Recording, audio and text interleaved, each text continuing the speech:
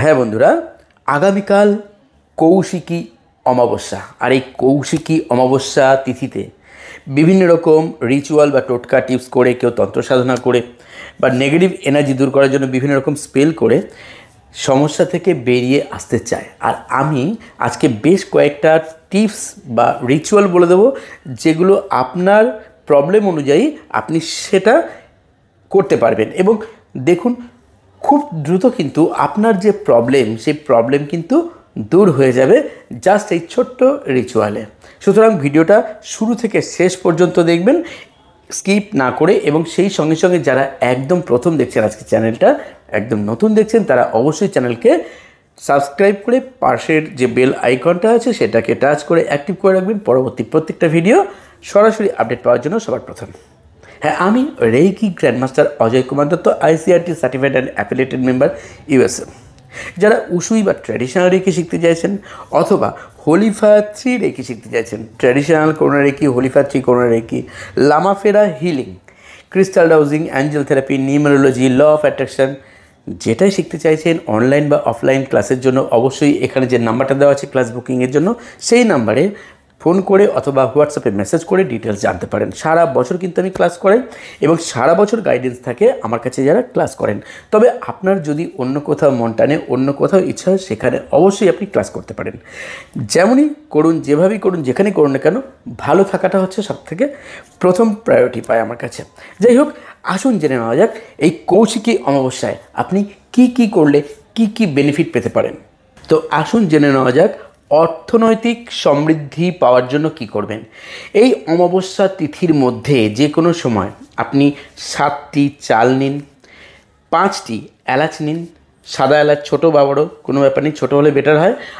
আর সেই সঙ্গে সঙ্গে ছোট্ট এক টুকরো কাঁচা হলুদ নিন, একটা লাল কাপড়ের মধ্যে আপনি ভালো করে ওটাকে বেঁধে নিয়ে আপনি আপনার মনস্কামনা জানিয়ে যে কোনো মা কালীর মন্দিরে গিয়ে পুজোর যে ফুল নিয়ে যাবেন এবং একটু ফল, একটু মিষ্টি নিয়ে সেখানে পুজো দেবেন। এই যে পুটলিটি করলেন সেটি শুদ্ধ পুজো দিন এবং পুজো দেওয়ার পর ওই যে পুটলিটি, সেটিকে বাড়িতে সঙ্গে নিয়ে আসুন, আপনি আপনার ঠাকুরের আসনে রেখে দিন। আপনার অর্থনৈতিক যে বাধাগুলো আছে সেই বাধাগুলো কিন্তু অচিরেই কাটতে শুরু করবে। এই দিন কালী মন্দিরে যখন আপনি যাবেন তখন অবশ্যই মা কালীর কাছে, মা দুর্গার কাছে প্রার্থনা করবেন, হে মা, আমার জীবনে সমৃদ্ধি দাও, সফলতা দাও, সচ্ছলতা দাও, এই প্রার্থনা করছি। অন্ততপক্ষে একই কথা 11 বার বলবেন এবং তারপর আপনি ওই পুটলিটি সঙ্গে নিয়ে আসবেন। এই অমাবস্যাতে অর্থাৎ কৌশিকী অমাবস্যাতে যে কোনো ধরনের শত্রুতা এবং যে কোনো ধরনের কুনজর বা কুদৃষ্টি থেকে রক্ষা পেতে পারেন ছোট্ট একটি রিচুয়াল করে। একটি কালো সুতো দিয়ে প্রথমে সূঁচ দিয়ে পাতিলেবুকে গাঁথুন, তারপর 7টি লবঙ্গ বেঁধে নিন বা গেঁথে নিন, যেভাবে আপনার সুবিধা। তারপর হাতের মধ্যে নিন, আপনি ঘরে উত্তর দিক বা পূর্ব দিকে মুখ করে বসে যা বলছি তাই বলুন 11 বার। হে মা দুর্গা, দয়া করে আমার জীবন থেকে সমস্ত রকম অশুভ প্রভাব দূর করে আমাকে, আমার জীবনকে মসৃণ করে দাও, এই প্রার্থনা করছি।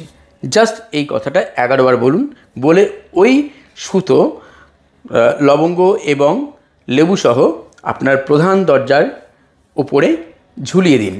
প্রতি অমাবস্যাতে এই আগের যেটি আছে সেটিকে আপনি জলে ভাসিয়ে দিয়ে নতুনভাবে একই কাজ করতে পারেন। এতেও কিন্তু শত্রুতা বলুন বা আপনার জীবনে কুনজর বলুন, সেখান থেকে মুক্তির জন্য এই উপায় খুব কার্যকরী বলে মনে করা হয়। অবশ্যই যারা স্পিরিচুয়ালিটিতে অথবা আধ্যাত্মিকতায় বিশ্বাসী তারাই এই উপায় করবেন। আপনার কর্মক্ষেত্রে, আপনার কাজের জায়গায় সমস্ত রকম বাধা দূর করার জন্য আপনি একটা ছোট্ট উপায় করতে পারেন। এই অমাবস্যা তিথিতে একটি গোলাপি রঙের মোমবাতি কিনুন, ছোট হোক বড় হোক কিনুন। উত্তর দিক বা পূর্ব দিকে মুখ করে বসে আপনি যে মন্ত্রটি বলবো 21 বার জপ করুন, করে আপনার মনের ইচ্ছা জানান দেবীর কাছে। আপনি মা কালীকে অথবা মা দুর্গার কাছে জানাতে পারেন এবং আপনি এই উপায়টি করার পর অবশ্যই মোমবাতিটিকে নিভিয়ে দেবেন না। মন্ত্রটি কি? ওং কৌশিকায়ই নমঃ। জাস্ট 21 বার জপ করে আপনি আপনার মনের প্রার্থনা করুন, তারপর দিনের কাজ যেমন শুরু করছেন করুন, আর মোমবাতিটিকে জ্বলতে দিন। দেখুন অচিরেই আপনার এই সমস্যারও সমাধান নিশ্চয়ই হয়ে যাবে খুব দ্রুত।